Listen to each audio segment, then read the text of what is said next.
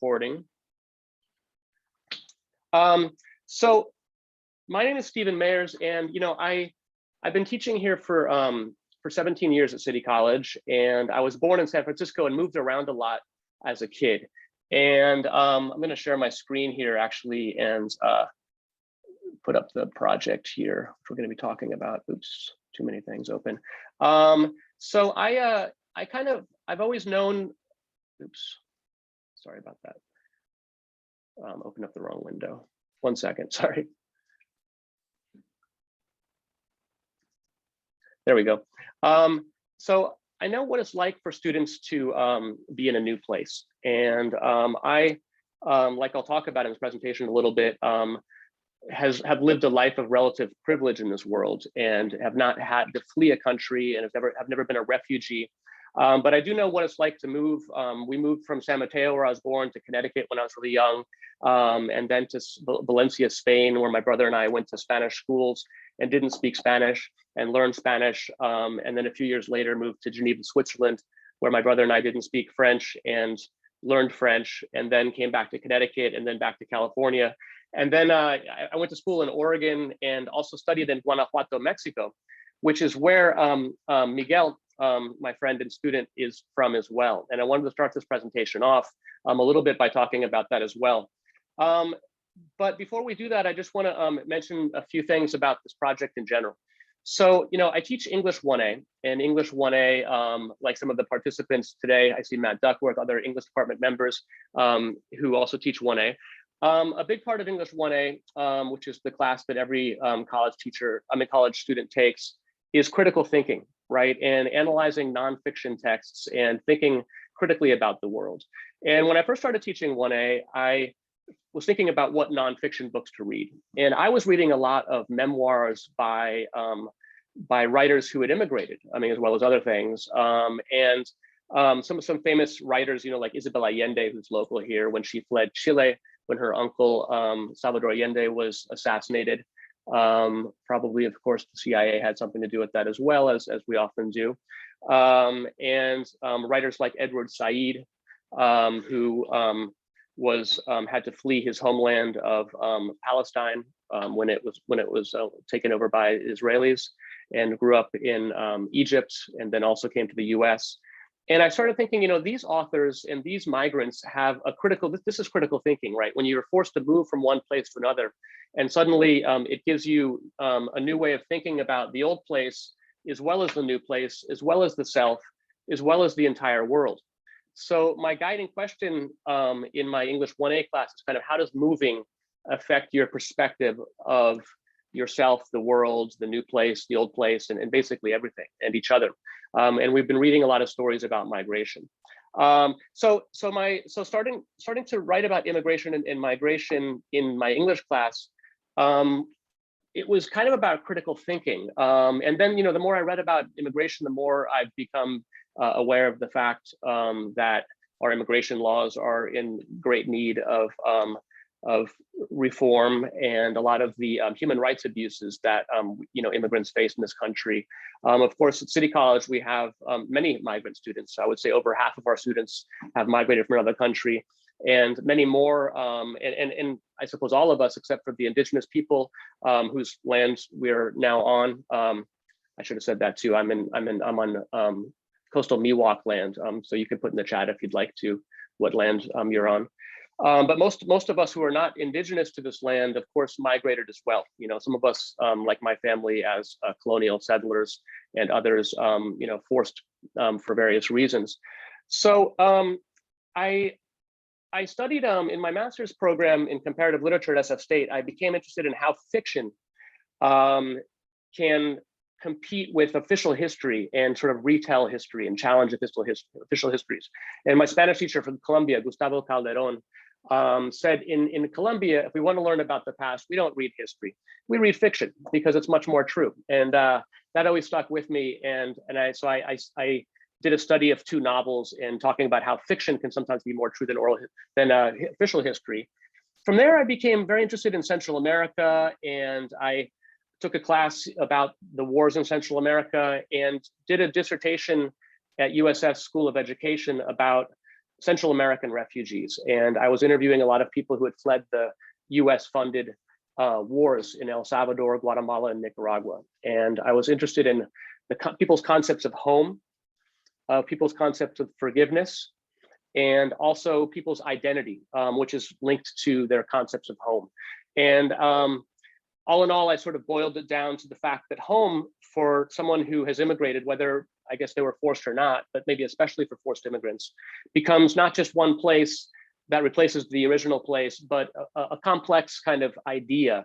And I think it sort of boils down to one's relationship with time and space, in the sense that it might change, you know, it's dependent on the future, which we don't know, right? So, and keep the chat up here too.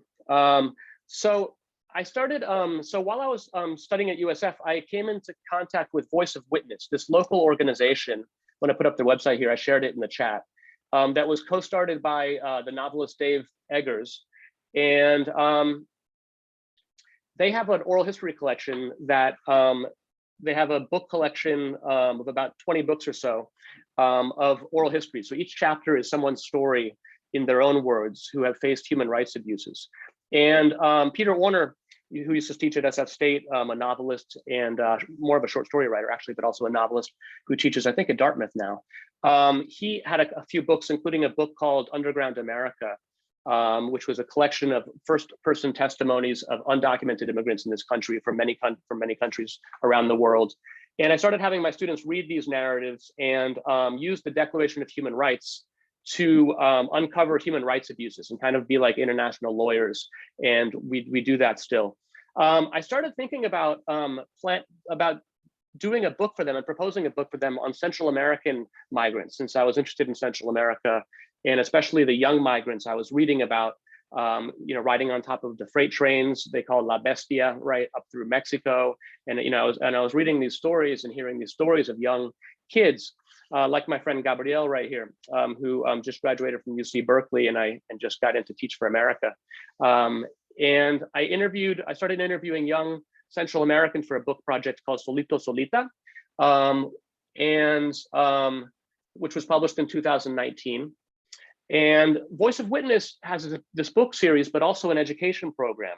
And they also send, we do a workshop with some of the Voice of Witness team in my 1A class and train my 1A students on how to do oral history interviews. And I put a couple of documents in the chat, excerpts from two of their books. One is called Say It Forward. It's a great guide on how to do oral history research. And the other one is called The Power of the Story, also by Cliff Mayotte as well. And basically, to make a long story short, instead of asking short sort of journalistic questions, we ask big open-ended story generating questions.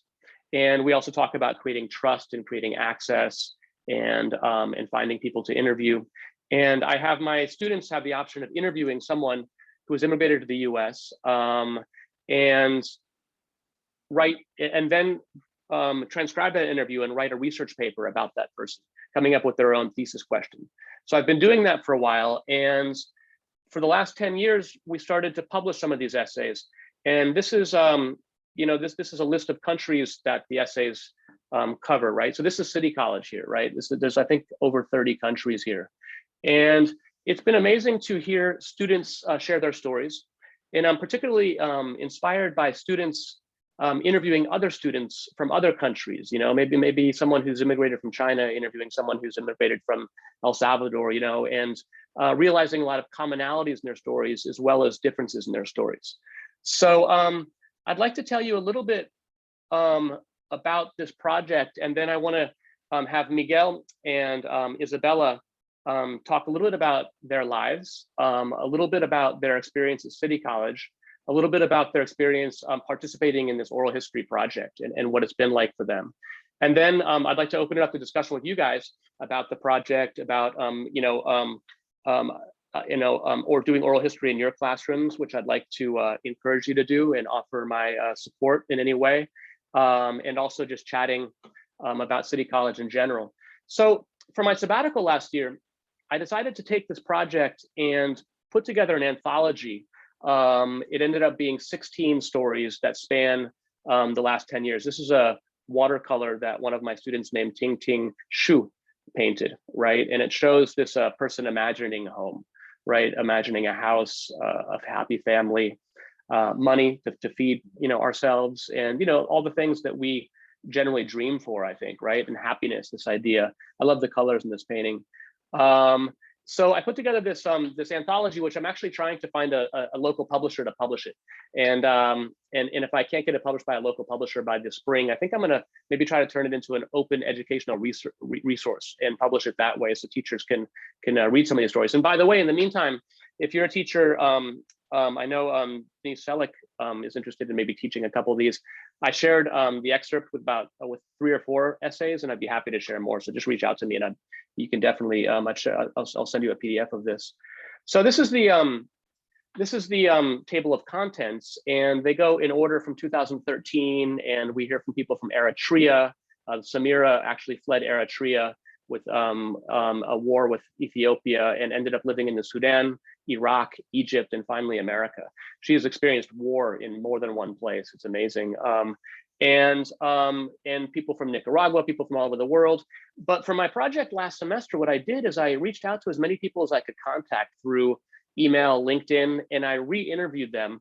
For example, and caught up with people. Like my student Lou Jane, who was going to make it today and still might, but got caught up, has now graduated from UC Berkeley, and he's working at a nuclear facility in Tennessee, and has gotten married. And I caught up with him for after 8 years, and it's really been fun. So what I did is I transcribed some of these interviews and sort of made that a frame story. So it's a collection of student essays writing about other students and other migrants, sometimes family members as well. And then with these sort of interstitial pieces where I'm catching up with them now. And it's turned into a really fun project. And I just want to talk about a few of the big themes and findings I found, and then also turn it over to our panelists and talk as well. So I want to keep, oh yeah, so quick question. Can you guys unmute yourselves, or is it set? It's probably, I think you could. Hey, Matt, or someone I know, anyone want to do an experiment and unmute themselves and say hello? Oh yeah, hello, you can, okay, cool. Thank you, someone did that. Cool, so feel free to raise your hand or jump in at any point. I just wanted to, because since I have my screen shared, I can only see like a few faces at a time, and it's kind of hard to look at the chat all the time. So I want to talk about imagining home and some of my findings, basically. And I want to start by reading a quick story that involves Miguel, who we're going to talk to today. Each serpentine pedestrian alleyway in Guanajuato, Mexico has its own legend. It's 1994, and I'm spending a year studying at the University of Guanajuato in the city of Guanajuato in central Mexico. A boy of around 8, the age of my son today, tells me the story of the Callejón del Beso, the alleyway of the kiss, where a low-income miner was kept from marrying his true love, the daughter of a wealthy Spanish aristocrat across the alleyway, and where the lovers would sneak kisses from balcony to balcony. The boy has no shoes and is dressed in a ripped t-shirt and stained pants. When I stop him to ask a question, he pauses, furrows his brow, and starts the story from the beginning again, verbatim, in his sing-song child's voice. It is this year as a college student that I fall in love with Mexico and begin to understand my home state of California as part of Latin America. Both Guanajuato and San Francisco share an entwined history of colonial occupation and oppression. It is also the year that I begin to understand the saying, we didn't cross the border crossed us. Fast forward 25 years, Miguel Morales Valtiera, a student from Guanajuato, now 33, and taking my English 1A class at City College of San Francisco, tells me about how he would recite the legend of the Callejón del Beso for spare change as a child.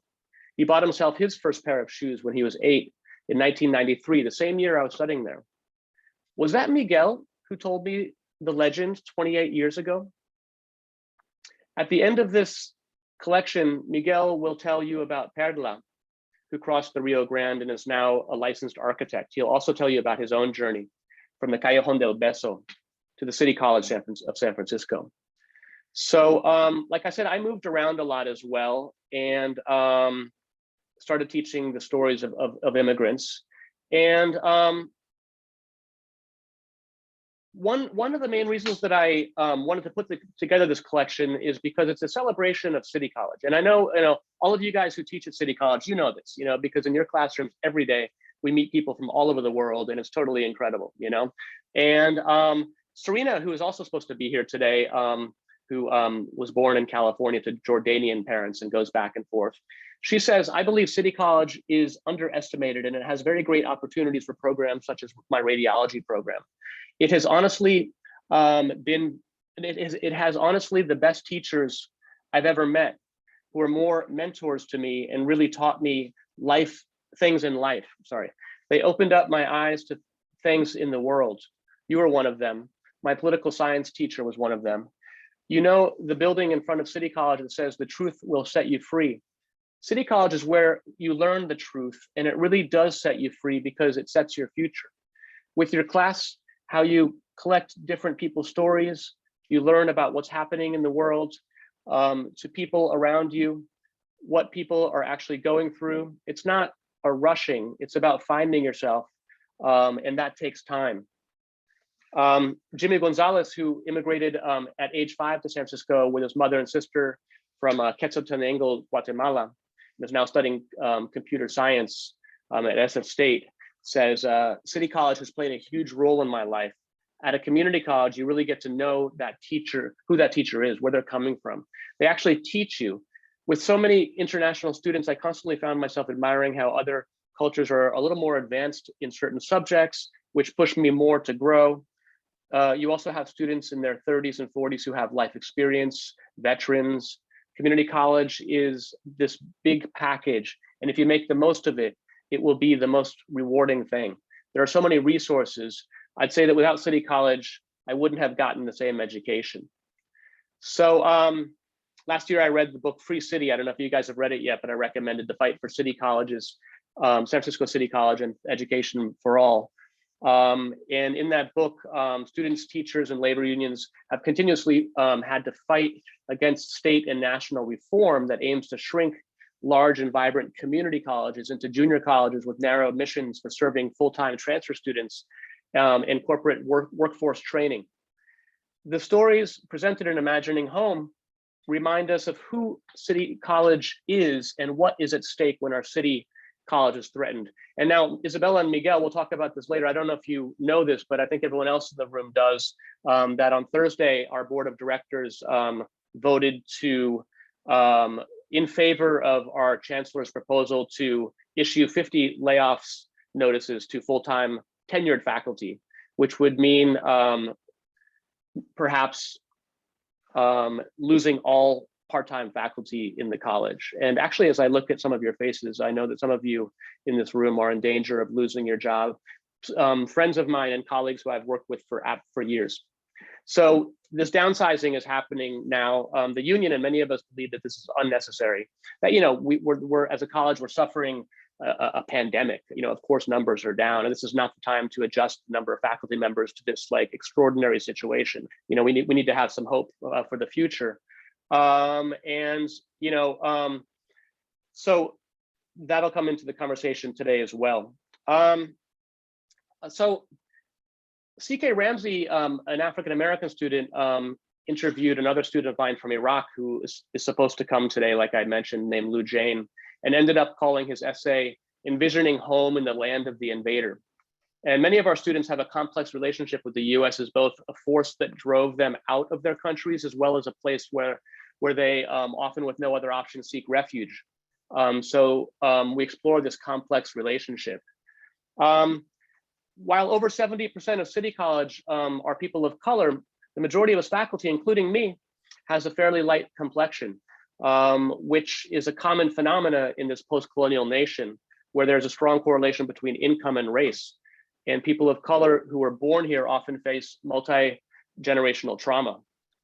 Isabel Nangca, who we'll talk to today, who immigrated from the Philippines and is now a student at UC Berkeley working in the Lawrence Berkeley National Laboratory, reflects on her experience sharing and listening stories with classmates and community members, it was interesting to talk to immigrants from other countries because you can see that they are not so different, but at the same time, they are also different. Lujain, the Iraqi student that CK interviewed, sees this process as humanizing. I think the word that you always used that I still remember and have learned to appreciate what it really means is to humanize through stories. I think humanizing takes a lot of anger and fear of the unknown, the stereotypes out of the picture, and gives a fresh chance for the other, the opposite perspective, to look at it as a human-to-human interaction. A person is always more complex than one might think. Lujain interviewed a fellow Iraqi American for his essay, while also sharing his own story with CK, an African-American classmate. It definitely was a good experience. Definitely was a good experience. I opened up. I always speak my mind and try to listen also. So even though I was being interviewed, I tried to listen to the other person, CK's opinions, perspectives. CK was a very interesting person for sure in terms of ideas, background, who he was as a person, the questions he brought up, the issues we discussed. I wanted to touch on that a little bit. Miguel, who we'll talk to today, says City College is difficult to define. I think it should be a sanctuary. Actually, that's what City College is, a sanctuary. This refugee movement started in churches, helping refugees underground. Now it's not only religion that could keep us together in the same fight, I think. I then talk about how, as an English instructor, and as an English instructor who would be identified as white, of course, teaching in a post-colonial nation with a student body of many people of color, mostly, I struggle with this. We all struggle with this. And our English department, as well as many departments, are talking, actually at 2:30, we'll continue our talk about decolonizing our curriculum in our classrooms, and also diversifying our faculty.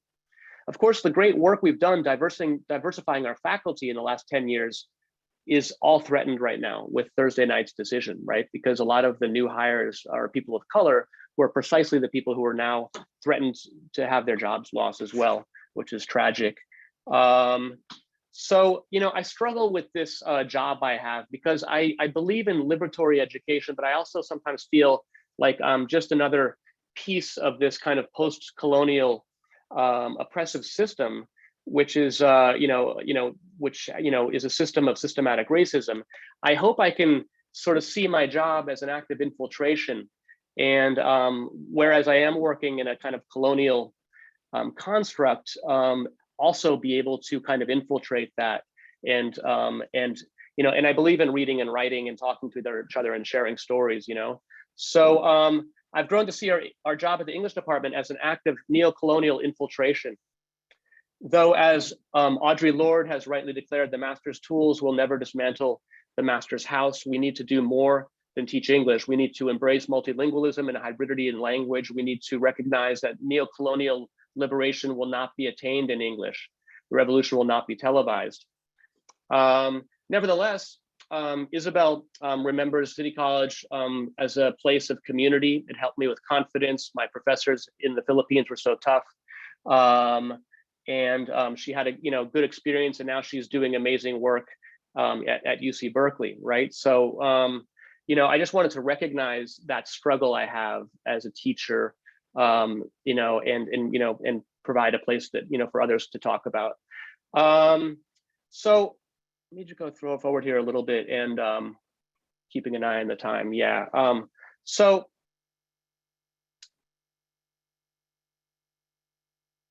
through sharing stories, I think we can understand ourselves and each other better. This Irish philosopher, Richard Kearney, in a book called On Stories, says stories are what make our condition human. He quotes Aristotle in Poetics, who says that the art of storytelling defines as the dramatic imitating and plotting of human action is what gives us a shareable world, he says. And I became interested in this sort of mythic facility of stories that basically allow us to see our present tense lives in a larger plot, right? And empower us to become sort of authors of our own lives. And I think that when we when we see our difficult pasts in light of a shared future, we can understand ourselves better as well as each other. Lou Jane said, if I ever had to write a book about myself, I'm going to call it Identity Crisis. You know, moving from Iraq to here, reconciling between two countries, the two persons in me, I guess, and then converting from Islam to Christianity is another crisis. It just keeps building on and on. Miguel says, when I moved from Guanajuato, I changed my place. Living in Guanajuato, time seems to flow in a different way, which I spent a year there, and I can understand that to a certain extent. Moving there seems, there's going to be something that makes you change that place, that rhythm that you used to have. You have to be willing to change something about yourself, not your whole identity, but something in order to live in a different place. Now,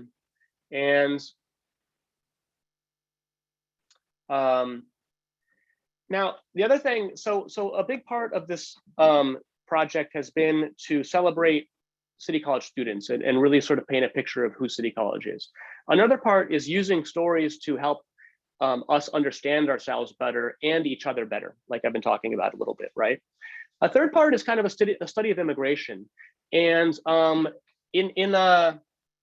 my website here, on the class website, I have this tag cloud, right?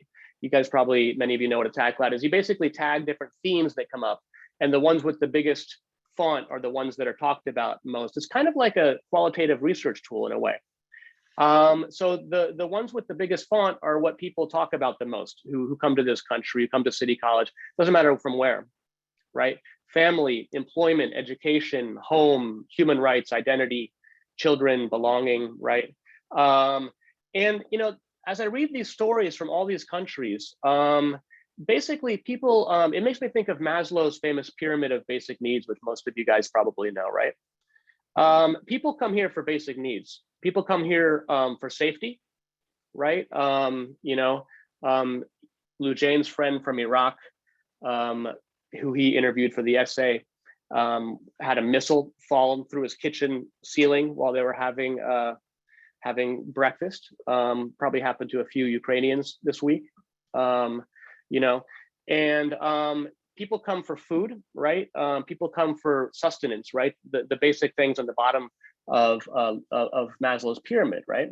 From the bottom to the top, the levels of need range from physiological, food and clothing, to safety, job security, to love and belonging needs, friendship, to esteem, to finally this idea of self-actualization at the top, right? Which is kind of becoming the person that you have the potential to become, kind of in a sense, right? Like growing into the ultimate potential of yourself, right? So, and you know, and you can't think about self-actualization if you're not eating, right? Or if you're not safe, you know, or you know. So I've been thinking about, you know, why people come and what people talk about a lot, and it kind of goes through these, you know, through these different levels of Maslow's pyramid, right?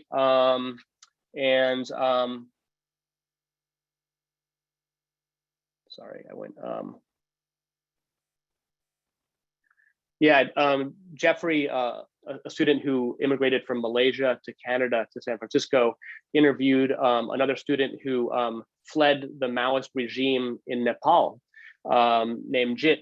And Jit left his beloved home and family for the US for a better education, more job opportunities, and more importantly, asylum for the persecution of the Maoist party in his country. So, you know, just one of many examples of someone who was forced, you know, to move here, like the majority of immigrants.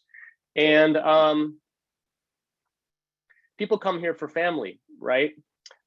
Judith, my student from Nicaragua, interviewed her mother, who survived the Nicaraguan war and had to flee with, like, I think 6 children. It was an amazing story. And she said, like my daughter Judith wrote in her essay, my heart is divided. There is where I was born and where my family is. And here I am with my children. During the Contras, I was not there for that war, but they say it was horrible. I'm especially glad we left for my oldest son, because they took in all the young men, those who wanted and those who didn't.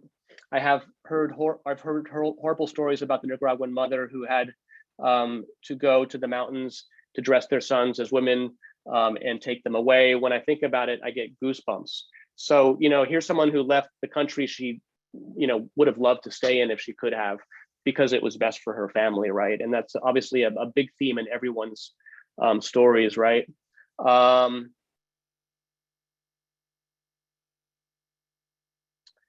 Right.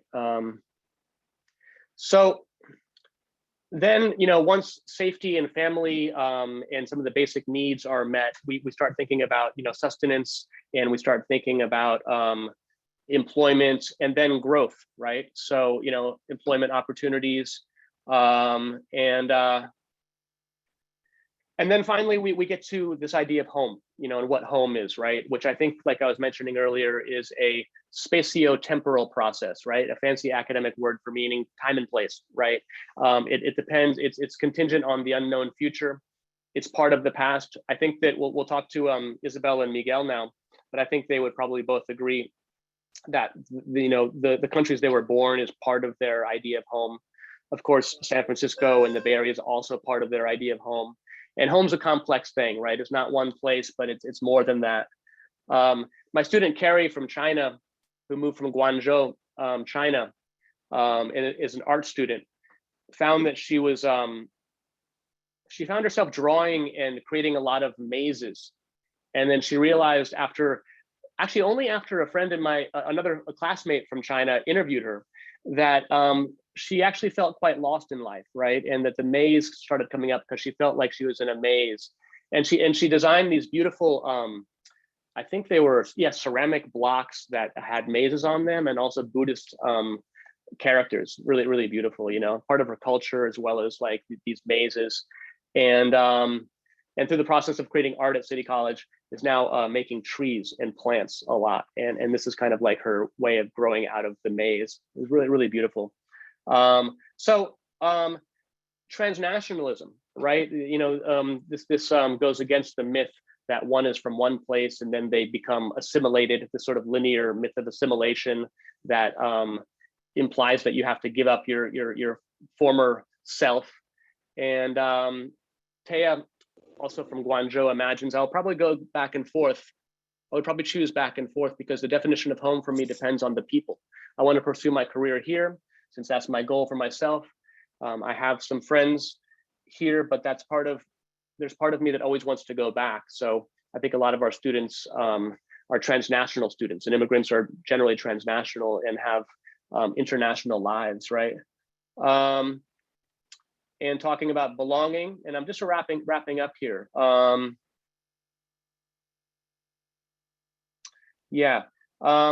now I'd like to turn it over actually to our panelists and talk a little bit about, I might talk a little bit about Lu Jane, who's supposed to be here today at some point, but I'd like to open up the discussion a little bit. So let me, for now, stop sharing my screen and introduce you guys to Isabela and Miguel.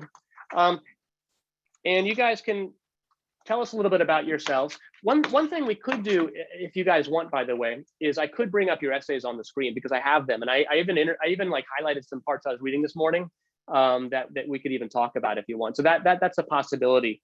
But to begin with, I want to introduce you to Isabel Nangca. Isabel Nangca is from Mandaluyong City in the Philippines, and she was my student in 2017. And she's now studying at UC Berkeley and does research in the Lawrence Berkeley National Lab. And I'm so proud of her. So I'd like to let's say hello to Isabel. And Isabel, you can unmute yourself. And those of you who want to unmute yourself and just say welcome, Isabel, or give a virtual applause or something, feel free. And then I'd also like you to introduce Miguel Morales Valtiera, who is from Guanajuato, Mexico, the city I did an exchange program in 1993 in. Beautiful city, by the way, great place to study Spanish. And he was my student in 2020, and is now, last time I heard, a cybersecurity major at City College. And he's also he's a natural philosopher. Every time we talk, he's reading Borges last time we talked, and we get into all sorts of philosophical conversations about life. It's wonderful. So welcome, Miguel, too. Isabela, you guys can talk as much or as little as you want for each question, but Isabela, I thought you guys could start by telling us a little bit about your life and how you came to the US and how you came to City College, back and forth, first Isabella, then Miguel. Then you can talk about your time at City College in general, like what City College was like for you, what role it played, first Isabella, then Miguel. Then you could talk a little bit about your participation in this oral history project. And then we'll take it from there. Then we can just sort of talk. And by the way, especially this part of the conversation, feel free to raise your hand, anyone here. Isabella and Miguel, feel free to just jump in and ask each other questions, and chat with each other. I'd like to sort of start creating the conversation more and more as we go forward. So Isabella, but if you don't mind starting, how did you come to the U.S. and what was it like? I believe you came to City College fairly soon after arriving to the U.S., right? So what were the circumstances of your coming to the U.S. and moving, and what was that like for you? Hi, I don't know, is my audio working? Yeah, okay. I've been disconnecting earlier, and so I'm not sure if I'm having problems, but thank you for coming in. everyone. I can hear you, by the way, just to let you know. We can hear you. So far, so good. So to see, so, I was told, by my grandparents, and yeah, we moved, about 6 years now, so, 2016. You know what, Isabel? I just have to, sorry to interrupt. It's a little hard to hear you. Miguel, can you guys, is it just me or is it pretty crackly? Are you guys understanding? I'm here saying that the audio is kind of like fussy. The audio is a little bit back and forth. I can't, unfortunately, Isabella, we can't understand you so well. I have an idea, we're all in the Zoom world together, so everyone understands. I wonder if you want to, although I was hoping to see your face, I wonder if it would help to turn the video off and get a better audio connection, perhaps. And that's always something we could try.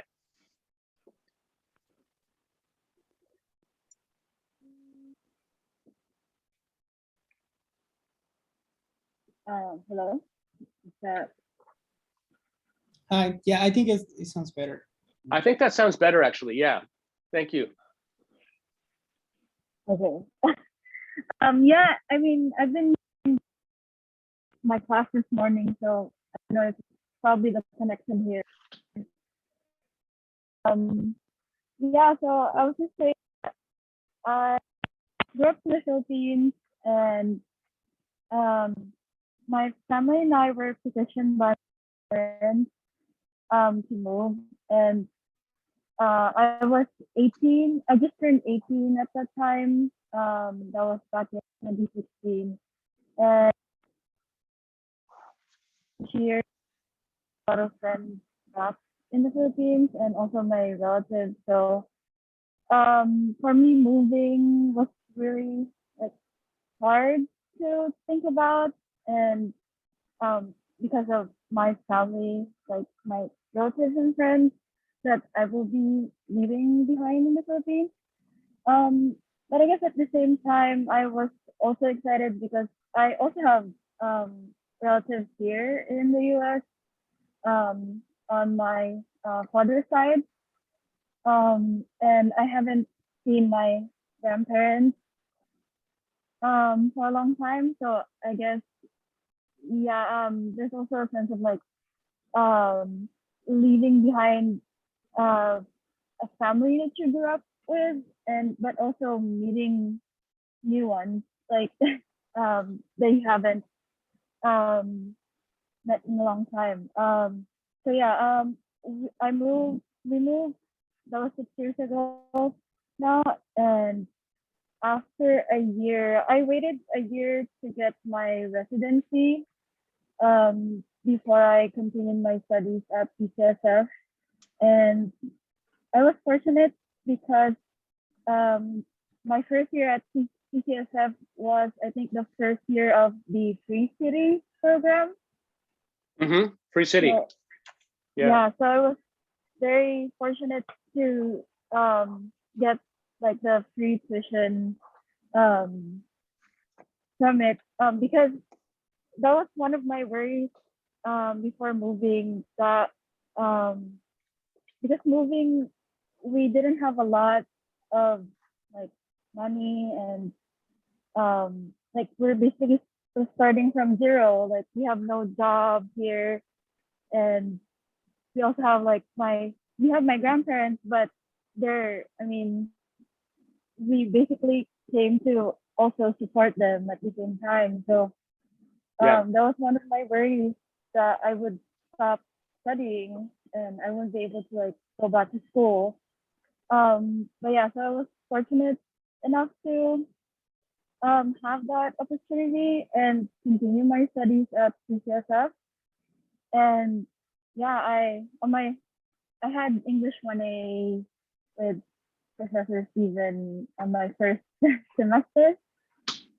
And I guess just to jump in on why I specifically chose this class is because I think as an immigrant, I kind of felt lost, and I kind of have no community.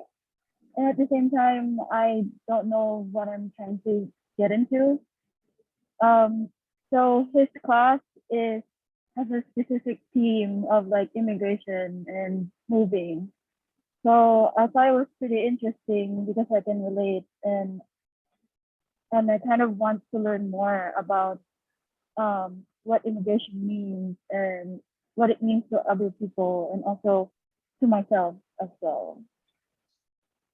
Great.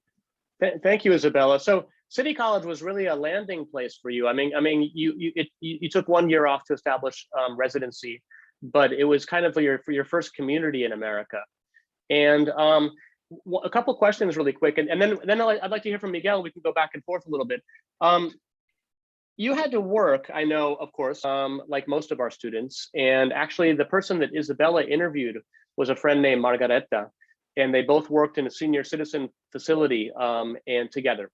And she was also from the Philippines and had a difficult life, but also a good life in many ways. And Isabella, did you have to could you go to school full time, or were you a part-time student when you started? Well, before I started studying, I was full-time working. Um, they were like, my workplace was nice enough to accommodate my schedule. Um, I kind of shortened it to a part-time schedule, and I studied full-time. But yeah, it was pretty hard because I would work on my off days at school. So Right. basically, I'm kind of like up like 7 days a week, either studying or working. Yeah.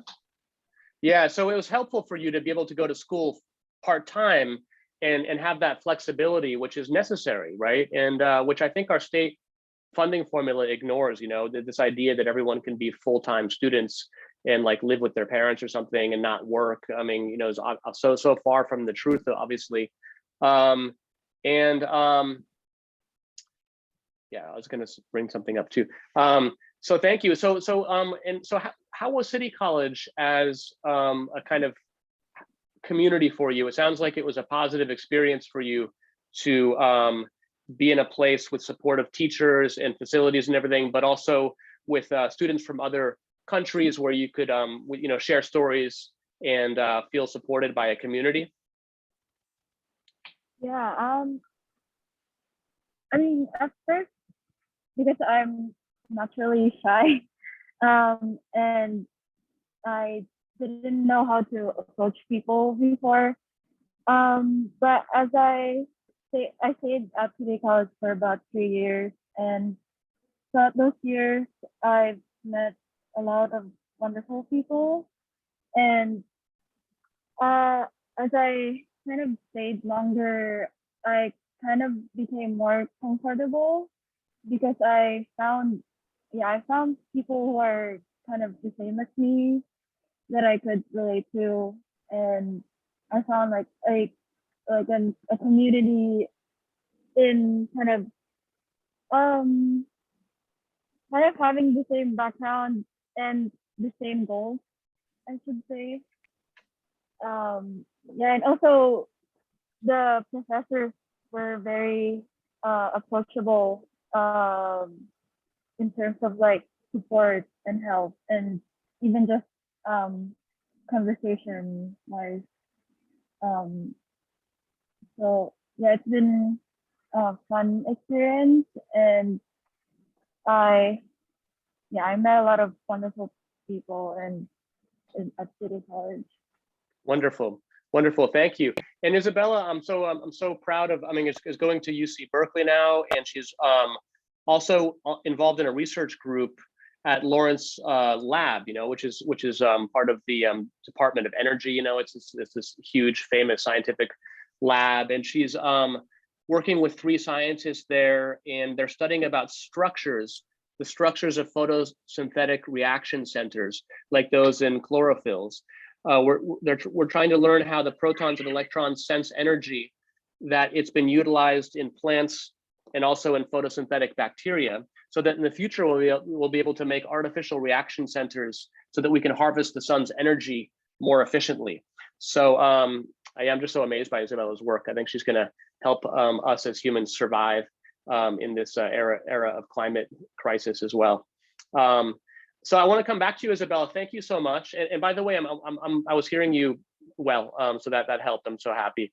So Miguel, why don't you start off by telling us a little bit about how you came to this country from Guanajuato and what that was like. I know you love Guanajuato, and for one thing, it was challenging leaving because, but also, you know, very nice to come in many ways too. So complicated, difficult, you know, great all at the same time, right?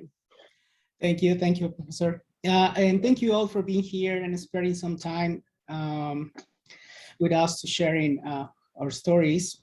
And well, I think my process of being here in the United States and my first encounter with culture was not as traumatic as other friends that I know personally. However, I never denied their stories. Like, okay, it's not for everyone. I know that I can understand better. I would like to find a community here, and so everything's gonna be a challenge for everybody. So yeah, I may say that I leave good opportunities in Mexico. So if that represents a sacrifice, right? Because it is what it is. I cannot like put some makeup and make it look better, but I know that I leave some behind some good opportunities, and now I'm doing striving. I'm looking for other opportunities. So I think I have evolved as a human being a little bit, and also I'm experimenting another world that I never had it in Mexico, which is education, formal education. I always used to teach myself about almost everything. I learned English just like listen music and hearing from other friends until I met you. I had my first formal, my really very formal class, English class.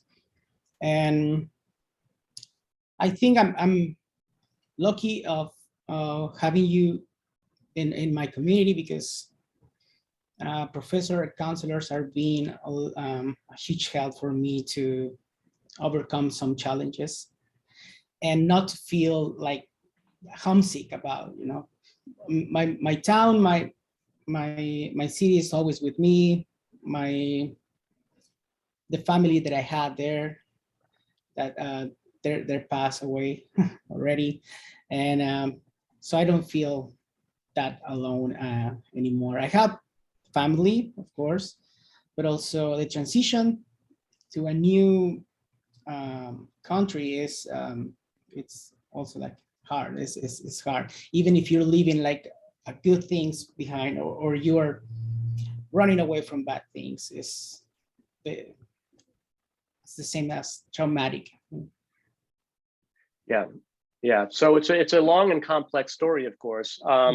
And you know, of course, you grew up in poverty, but had, by the time you came to America, established a decent life there. You know, you were teaching dance at the University of Guanajuato, which is where I studied Spanish. And by the way, a great place to study Spanish.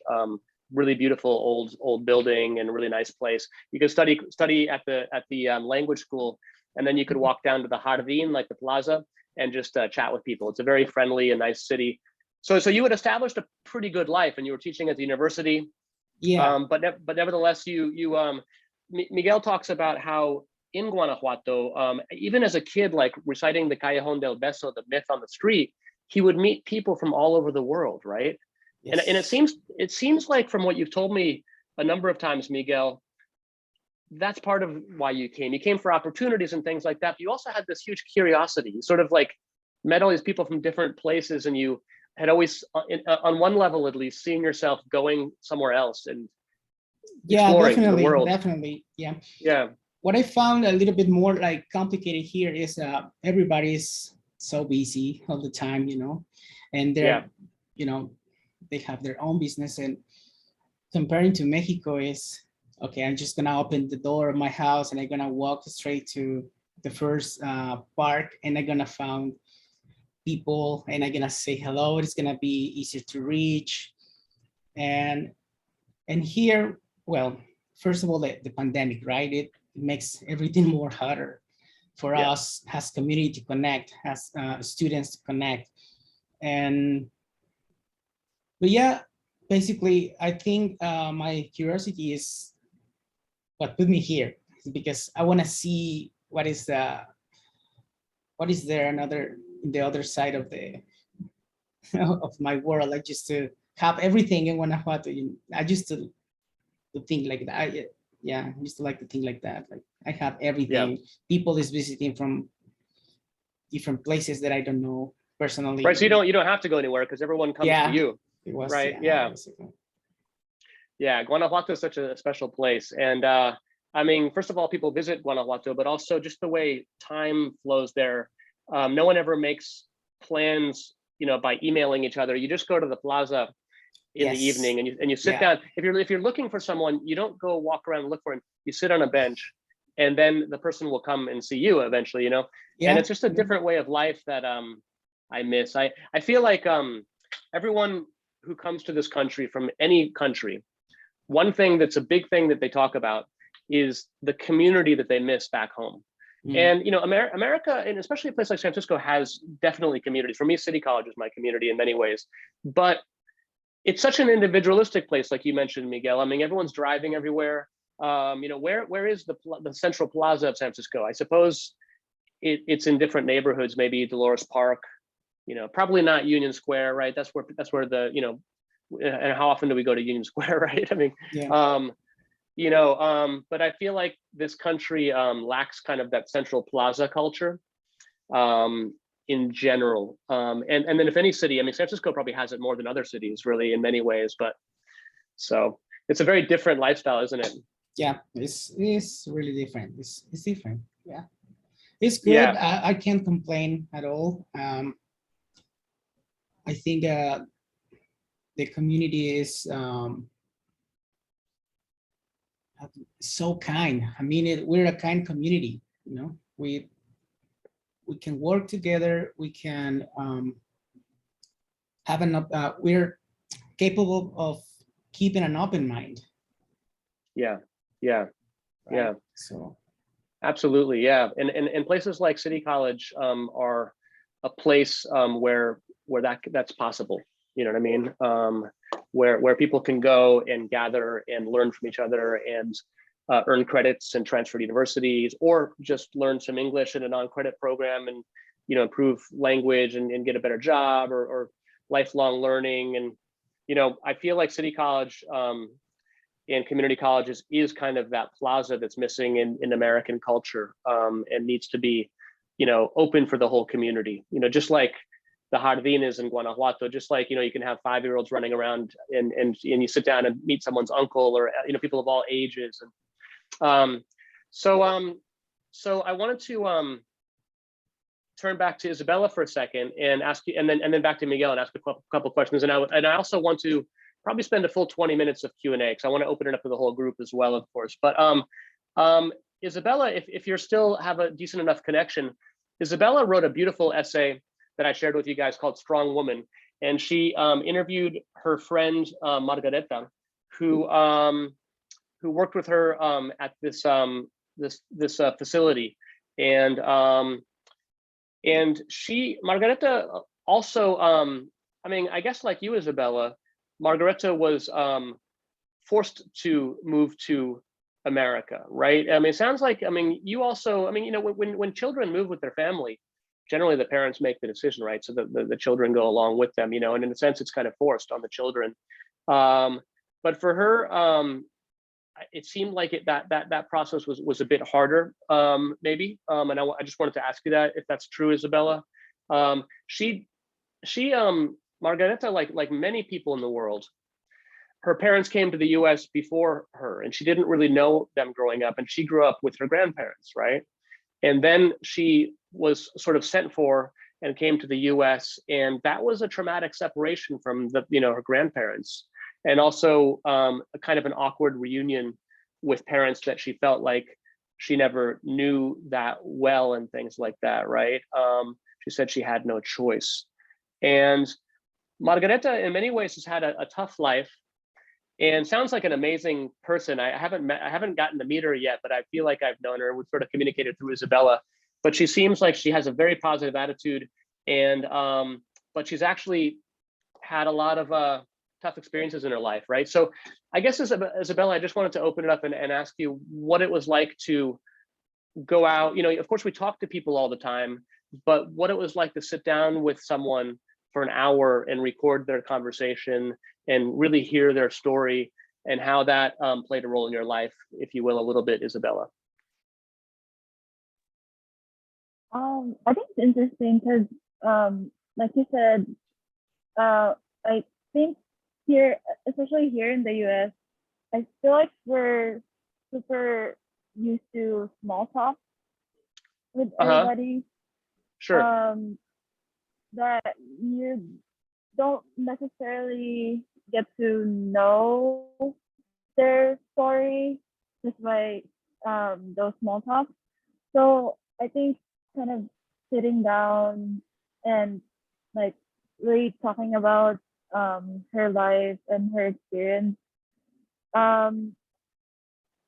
made me realize that kind of there's a lot more to a person than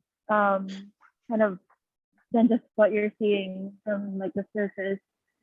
Kind of they have a lot of like stories and lessons that you can learn from them.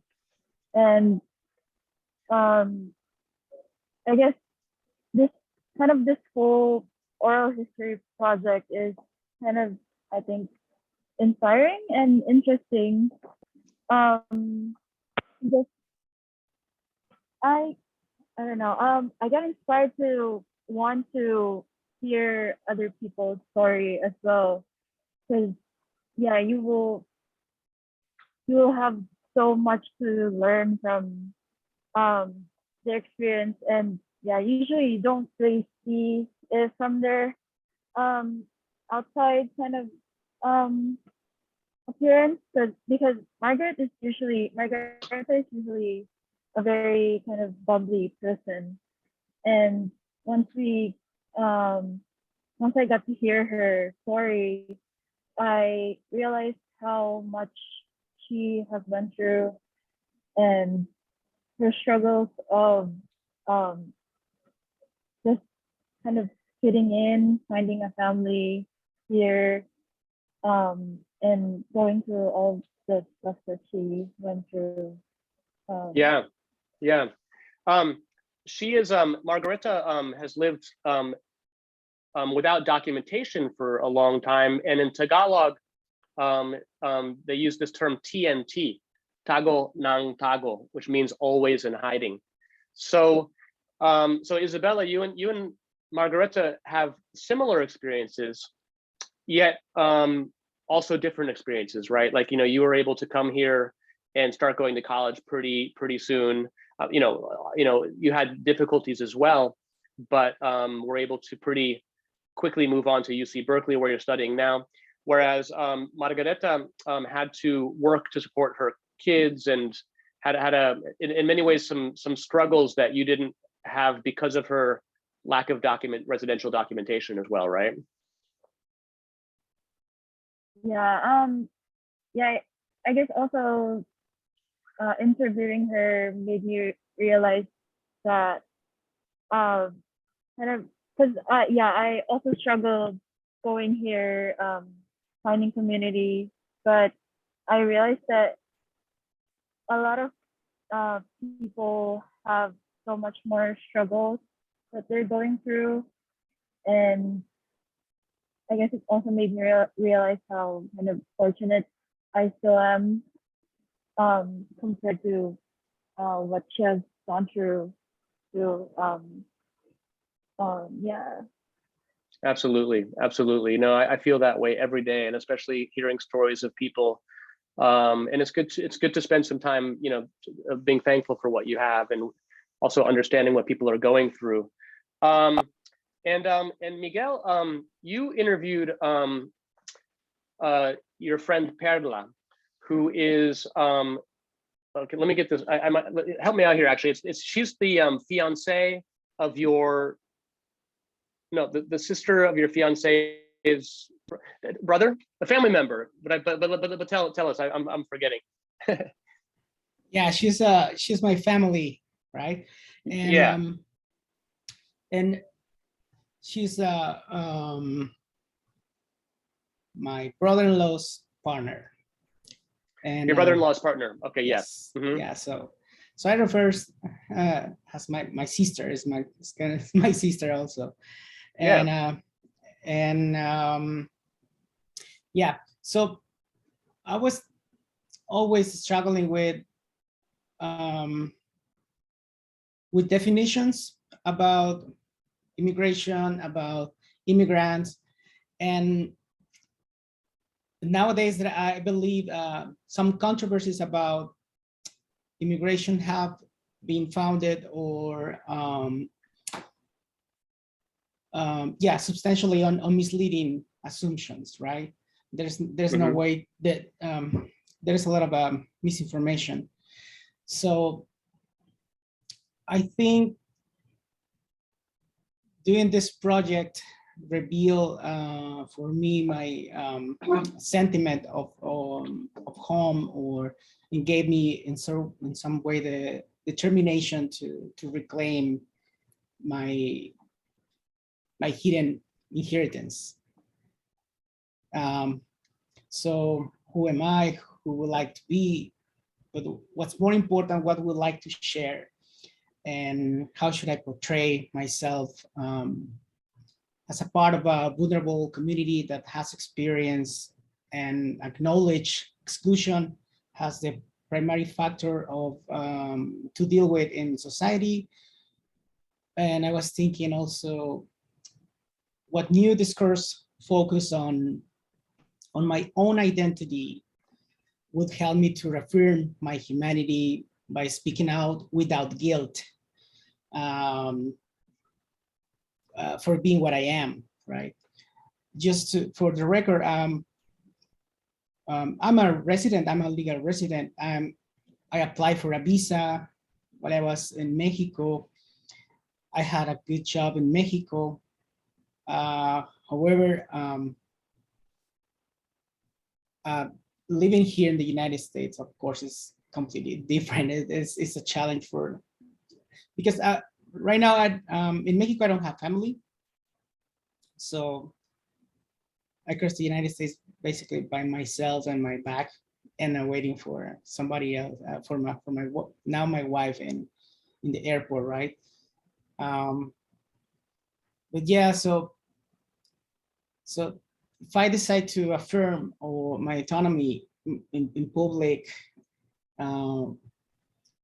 should that be enough to verify the reason for my existence? You know, it's kind of like a complex, like, what do I have to do to be a good citizen, a good resident, a good immigrant, a good person, a good member of a community? How can I help? How can I address problems? How can I, morally help other people? You know? So yeah, Yeah. my interest in reaffirming who I am and what I'm doing with my life and what I'm doing for others. I think lead me to know about my past, and I wanted to know more about my beloved grandmother and my parents and my brother. So in some way, like talking to another friends gave me the feeling that, oh, maybe I need to reconnect with myself, with my also, you know. And Yeah. that is what personally did on me, right? Of course, for everybody it's different, but yeah. So also in my essay, in my project, I wanted to be able to tell the world how successful Perla is, despite the obstacles that never stop coming, right? And to able to say as well, oh, you made it. You have overcome your fears. You have survived as a private child. Now that you're stronger, bigger, smarter person than for now, then your dreams and goals are closer to your hands, because I believe there are no steps to success, only ladders. So you have to climb, you know, so you never know how successful you are, because you have to continue and continue, and what is successful means for everybody. So Right. yeah, so it's, yeah, Miguel is really, as you can see, very clearly, and he thinks very deeply about identity, and moving makes you question everything, right? Like things that you might have taken for granted if you hadn't moved. You know, not the people who stay in the same place.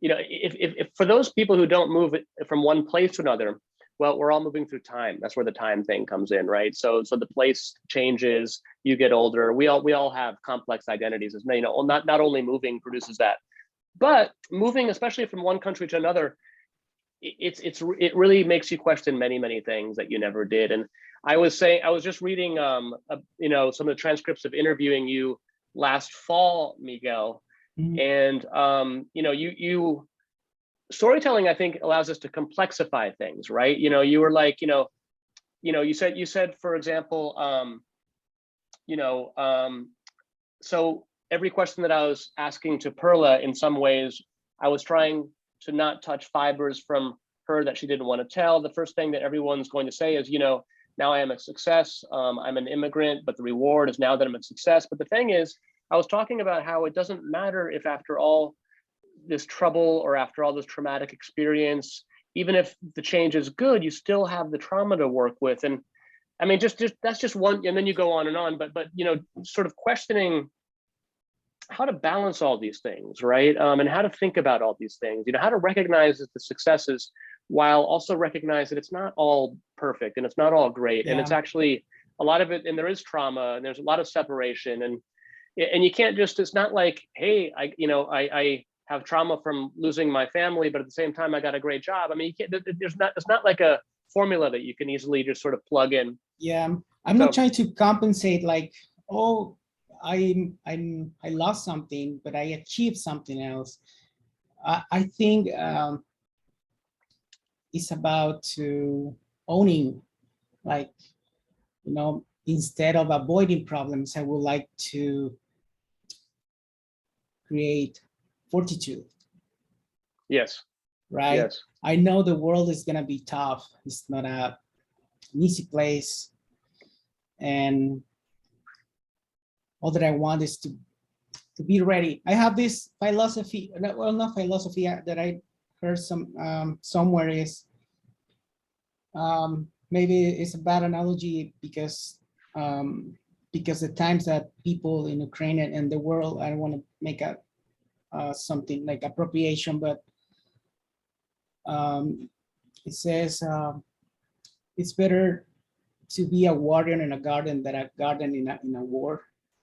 So what it means for me is I need to be prepared all the time. I need to prepare myself to any tough circumstances I'm gonna face. I'm facing off because I mentioned also to you that I was talking to my therapist about the changes, the radical changes. Even if there are good changes, they're gonna be traumatic in some way. They're gonna leave something in your system. Yeah, and any huge change, well, you know, even a positive one, or even one that has even a lots of positive, positive that's what I mean. Like even a positive or negative, they're gonna have some trauma on it. Absolutely, absolutely. And yeah, and I think talking about it can be one part of healing from trauma. Yet trauma is very complicated. Sometimes you don't want to talk. Sometimes you know you're not ready to talk. And talking about it can also be re-traumatizing, which is something that we think about a lot with this work. You know, I mean, it can be re-traumatizing and also helpful at the same time, or it can be re-traumatizing and not helpful. And we have to sort of, you know, not push people to talk when they're, you know, at that stage. And well, I'd like to open it up. First of all, let's give Isabela and Miguel a round of applause, please. And you can just give the virtual one, or you can unmute yourself and give a round of applause. Thank you, guys. I want to thank you guys so much for taking the time from your busy schedules and talking to us today. Really means a lot to me. It's great to see you guys. And I'd like to open up to the group. If anyone has any questions for Miguel, for Isabela, or any statements or you know, points to make. I'd like to, like I said in the chat, I hope you guys can download the resources. I gave you guys 3 attachments and then 2 links anyway, and my email. So if anyone wants to do oral history research with their students in their classrooms, please reach out to me. I'd love to help you guys and be part of that in some way. So anyone have a question or comment? I'm gonna read the chat as well. So Natalie Cox, hi Natalie, nice to see you. I've been working with Natalie on online teaching training this semester, which has been great. Natalie says, Miguel and Isabela, we appreciate your sharing stories with us. Thanks all. Oh, nice, thank you. Thank you, thank you. Carolyn Cox's picture looks like she's permanently raising her hand. That could be dangerous on Zoom. You know, everyone's gonna always think you have a question. Just joking. Yes, Judy Goodman. Hi everybody. I love the work that you're doing, Stephen, and I love the sharing from Miguel and Isabela. And I've done a lot of work in theater with oral histories and people sharing their stories. When I was in graduate school, I was part of a show at Emerson College where we interviewed people about their immigration stories and staged it. It was called American Voices. I've done that also with kids. And I just think it's such a beautiful way to express people's voices.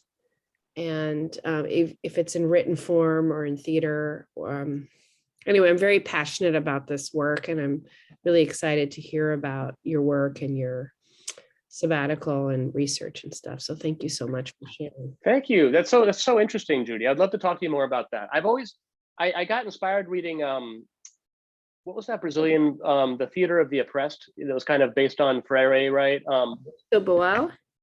Boel, yeah, exactly. I knew you'd know him, yeah. And I've thought about bringing this to the stage in some way and just doing it in cool ways that, you know, I'd love to talk to you about ideas like that. Yeah. And then my friend Arnie Warshaw works at the Marsh Theater. He's tutored in my classes, and I've talked to him about ideas. Anyway, I'd love to brainstorm with you sometime. Yeah, I would love that. Yeah, that'll be fun. I'll reach out to you. Thank you. thanks, guys. Anyone else have questions, comments? Let's see here. Cindy says to Isabella and Miguel, both of you are very inspirational. Your stories and writing have a huge positive impact. Yeah, absolutely. I totally agree. I draw a lot of inspiration from my students, as I think everyone here does, you know. Yeah, I mean, I think if City College teachers are great teachers, like a lot of students say, it's because our students are so wonderful. I mean, it's just like, I think, you know, I hear teachers saying that all the time, you know. I've taught in a few different schools in my life and loved all of the experiences, but I stayed at City College because it's just an absolutely fantastic place to be, you know. Yeah, and I think we work hard at City College because we're so inspired by our students, you know, and want to, you know, be a part of that. Hey, Harry, nice to see you, Harry Bernstein. Hi. This may be a little off topic, but you know, a lot of us are still impacted by the decision of the board on Thursday. I just wonder Yes. if any of your students have a message for the board and what they think about, you know, loss of opportunities that's coming ahead. Because I think personally, I think such loss can be tragic if that's not over dramatizing. Yeah, well, so Harry, great question. It's definitely not off topic. I've been talking about this with my current students and also sharing the union's video campaign, which I'll share with Isabella and Miguel too. Isabella might be a little out of touch with this, or maybe not, but she's at UC Berkeley. Miguel, and Miguel's a busy City College student. I don't know if you know so much about it, but why don't you tell us, Harry, a little bit about the board's decision? If you could just like summarize it quickly and then ask Isabella and Miguel what they think about it. And yeah. Okay, the board has responded to the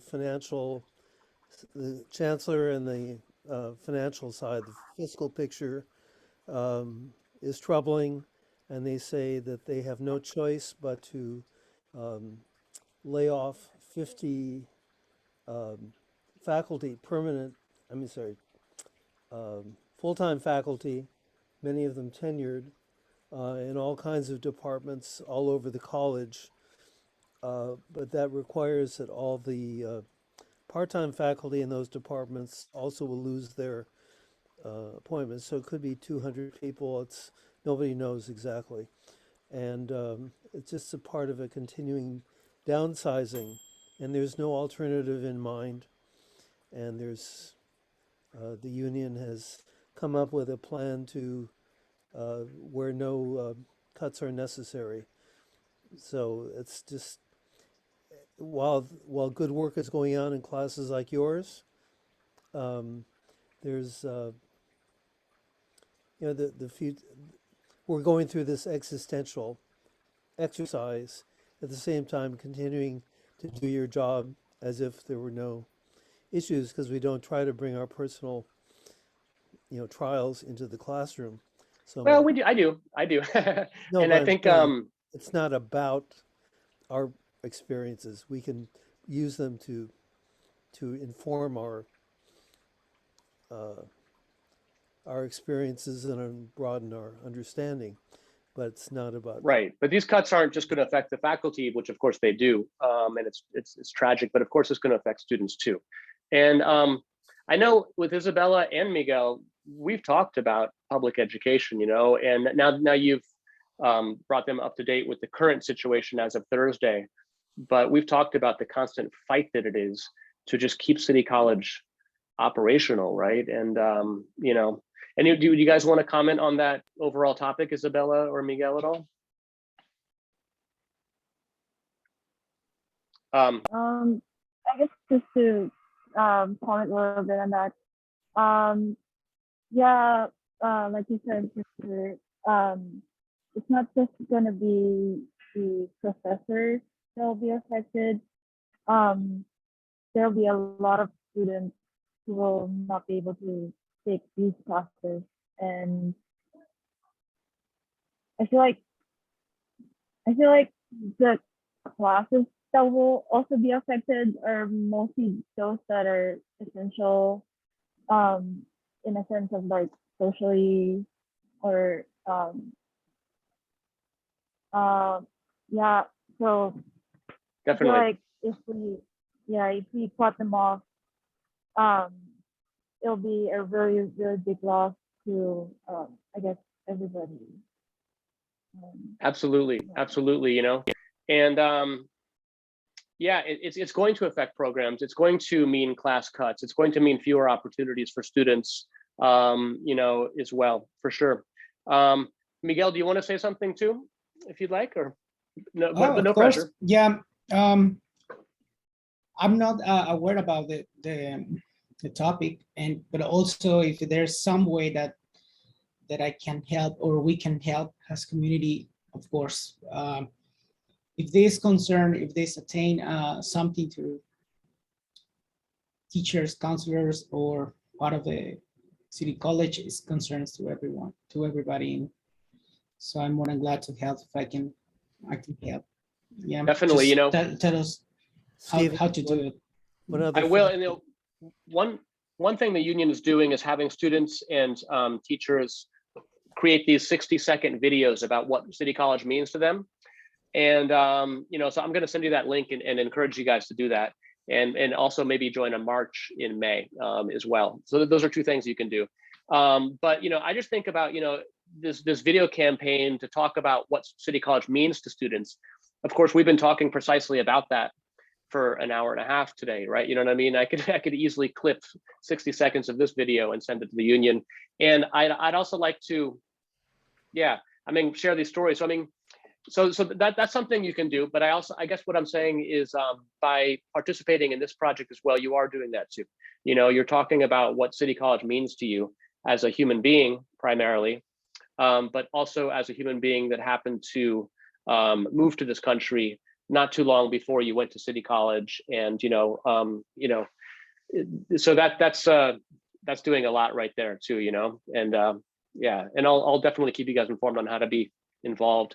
So Harry, I think that was an excellent question, and actually a perfect question to sort of wrap up our discussion today, because you know, I feel like I've been teaching here for so long. I feel like we've gone to so many of these flex days, and just like you were saying, Harry, right after some catastrophic decision has been made by our administration, you know, and it's like, you know, and when we're all like talking about how can we make the college a better place, right when we're like reeling from some catastrophic cut, and it's really hard. But at the same time, it's good to be together with, you know, not that that makes up for it, but it is good to be here talking to everyone today.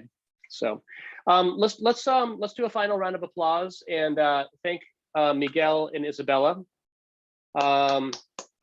Thank you so much for coming, Miguel and Isabela. I'll be in touch for sure. I'm going to be emailing you some things. Thank you. Good luck. Thank you. Good luck with your semester. Thank you. Reach out anytime. You know that. Thank you. Thank you. Yeah, and take care. And everyone is free to go. And I'll just sort of hang out until everyone does. If you guys have any final questions, feel free. But I do want to let people go to the next events and everything, of course. So thank you guys for coming today. I really appreciate it. We had a good turnout today. I'm so happy. So I think I'll stop the recording too now.